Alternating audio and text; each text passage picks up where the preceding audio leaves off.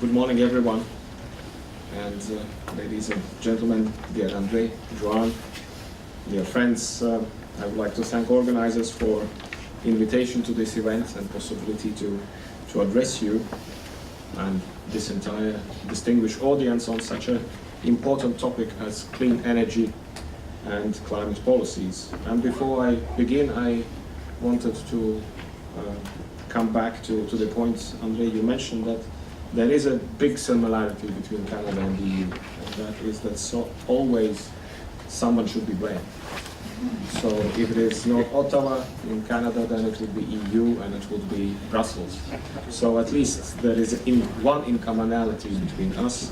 But I think as we will proceed with the event today and discussions, there is more commonalities between two of us, meaning European Union and Canada. And this event today gives us a chance to reflect on progress we have made in recent years, and I would like to touch upon four following points in my introductory remarks. First, I would like to outline the pace of change that we have witnessed in the last years concerning the clean transition. Secondly, I would like to say a few words about Paris Agreement. I think many things are already said about it, but still you will need to have a little bit of patience, and I will still make a few remarks. Thirdly, I would like to talk about Commission proposal in the Clean Energy for All European package. And last but not least, a few words about the EU-Canada climate and energy relations.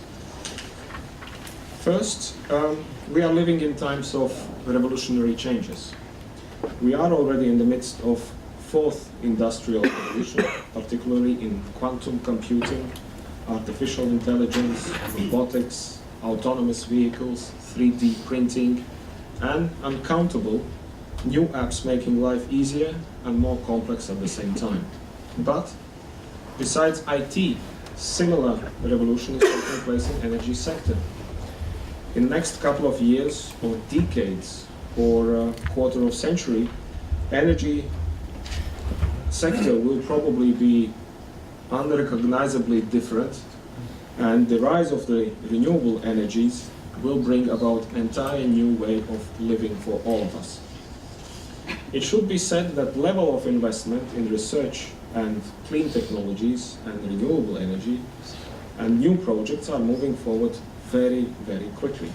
The key point is that renewable energies is now cost competitive and become more and more frequently cheaper than fossil fuels.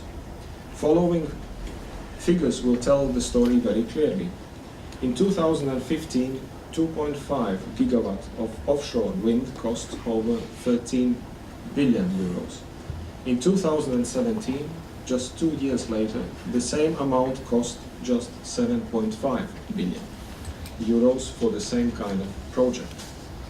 In 2017, gross wind capacity installed in Europe reached 15.8 gigawatts.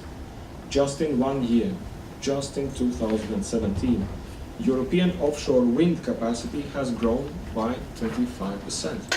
25% just in 1 year. We now have 94 grid-connected wind farms with a little bit more than 4,000 wind turbines generating green energy across 11 EU member states.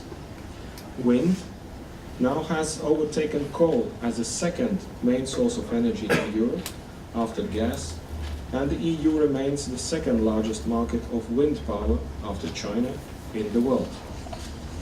Just a couple of days ago, I checked the relevant app, so it makes the life easier and more complex at the same time. Just a couple of days ago, 15.5% of Europe's total electricity consumption was generated by wind alone. Talking about individual countries, I would like to mention following champions of this week as we speak. 70% in Denmark, 45% in Portugal, and 33% in Germany of electricity this last Tuesday was generated by wind. Figures of for 2016 of International Renewable Agency IRENA show that the level of power capacity from renewables continue to increase, with global increase of 9% in 2016. In Europe, the level of growth in 2016 was around 5%, and this might sound a little bit disappointing for you, but for European standards and for European pace of growth, this figure is very good, mainly because of the fact that Europeans and European Union has done already quite many development projects in advance. As we speak, per capita, the EU has installed 4 times more renewable power than the rest of the world, and today we account roughly 0.83 kilowatt per capita in the European Union of energy produced by the renewables. Renewable energy is not only about statistics and production capacity. It is also about employment.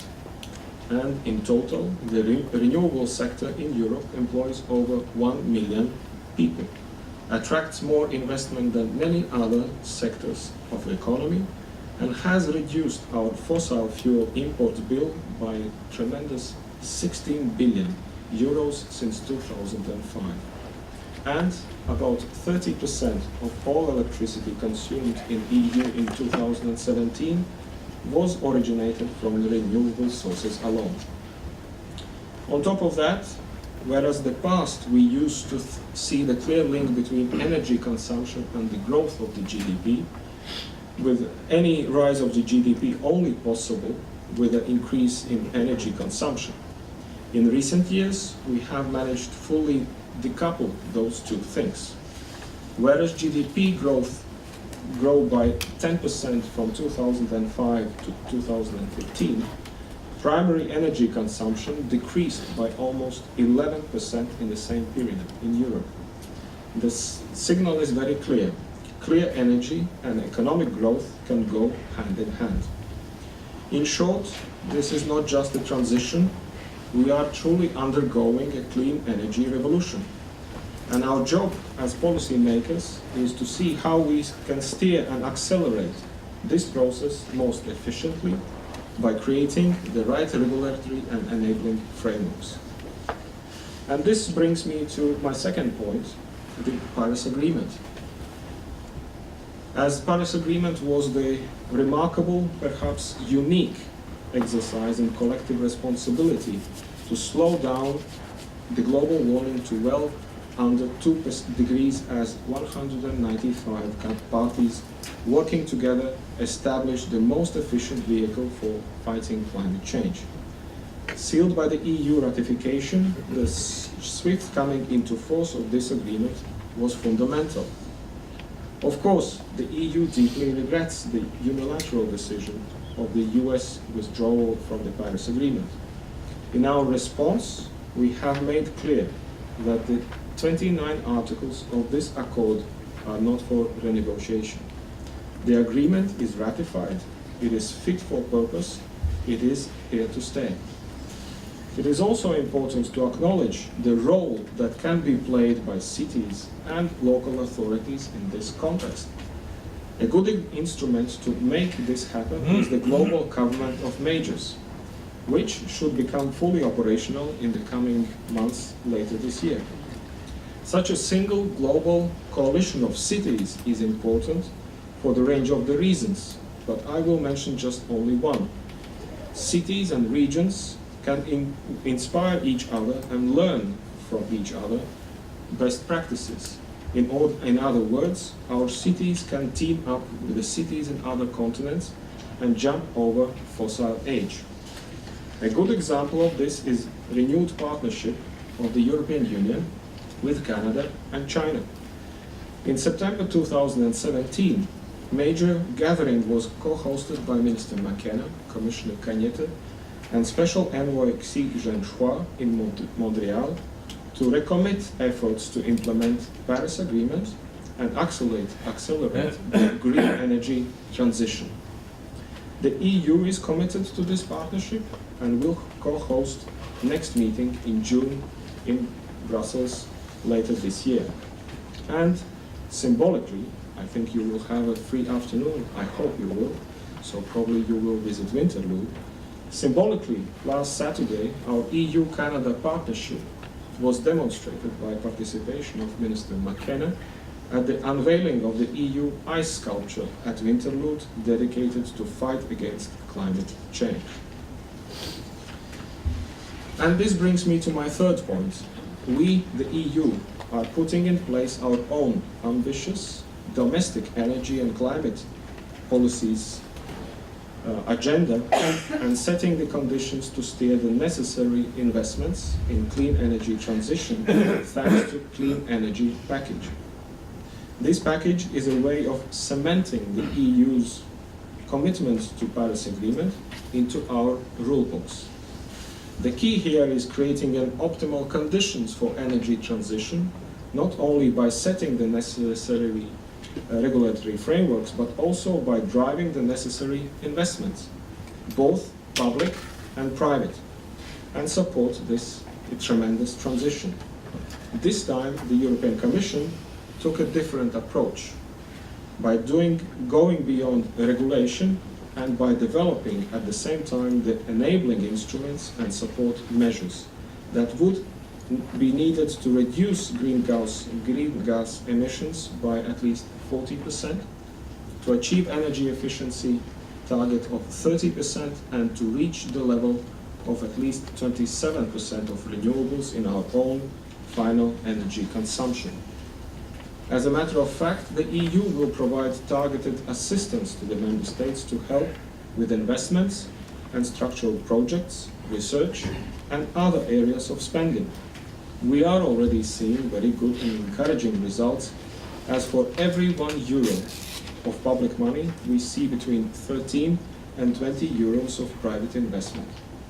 We are confident that we can reach the political agreement with European Parliament and with Member States on the proposal of Clean Energy Package relatively soon.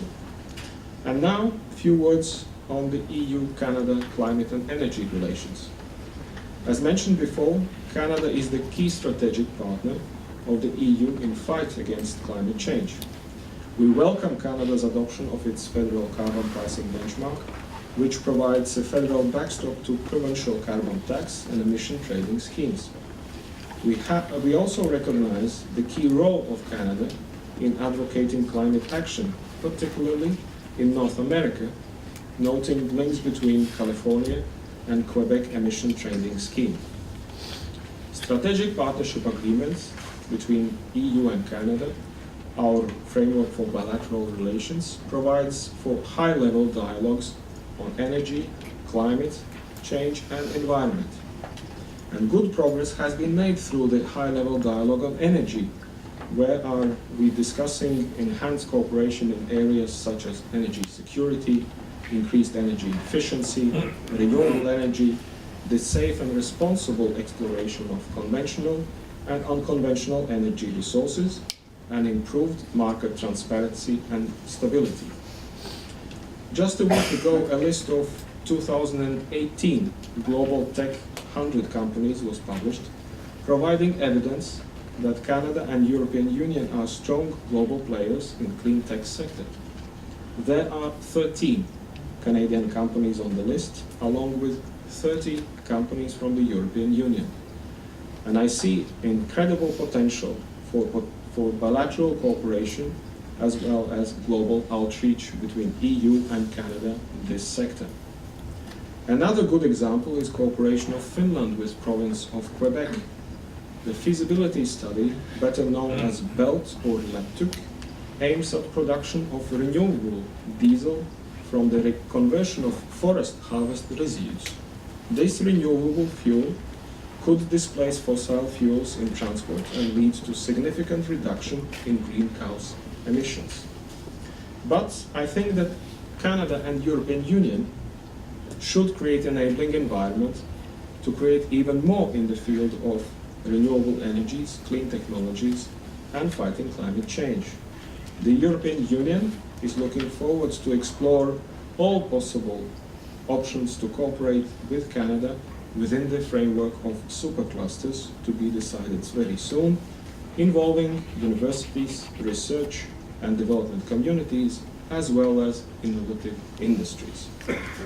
Ladies and gentlemen, the moment is there. This moment, created by renewables for competitiveness, growth and jobs, must continue.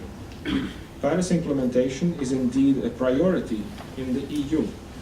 With a clean energy package and climate target powered by renewable energy, I have no doubt that the clean energy transition will succeed. We are also confident that enhanced cooperation with Canada on climate and energy policies will undoubtedly facilitate our respective transitions to decarbonized economies. Thank you very much, and I wish you all the best for the deliberations during this day. Thank you.